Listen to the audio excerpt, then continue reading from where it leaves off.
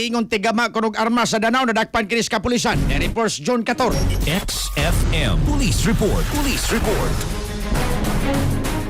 Yes, nasikop sa kapulisan kining gituan nga tighimo ni armas dito ni dakbayan sa Danao ato ni sa implementasyon sa search warrant dito sa may sitio Gundayan, Barangay Masaba, dakbayan sa Danao. Kagahapon ni Mayo 17, 2026 ang dinidakpan giilang si Marjon Batuon Castro, 38 anyos, residente sa Maoga lugar. Ipahigayon ng operasyon sa Provincial Intelligence Unit sa Cebu Police Provincial Office. Umusab sa pagkapanguna ni Police Lieutenant Noel Bautista ug sa direktang pagduma ni Police Lieutenant Colonel Joseph Cruz Scarlett kauban ang Danao City Police Station. Sa report sa kapulisan, pinaagi sa search sa warrant nga gi-issue ni RTC Executive Judge Maria Josefa Pinza Ramos. Kapilitahan niya itong Mayo 14, 2026 alang sa paglapas ng R 18591 o Comprehensive Firearms and Ammunition Regulation Act batok nini ka suspect. Atol sa pag-search sa kapulisan, ito siya nga parimay na recover sa mga operatiba kining tulo ka mga shotgun o sa kakalibre 45 ga armas nga walay serial number, mga magazine ug daghang nga mga buhi nga bala. Nakuha usab sa mga pulis kini na kanilaing materialis ug ekipo nga gigamit kuno paghimo og armas sama sa welding machine,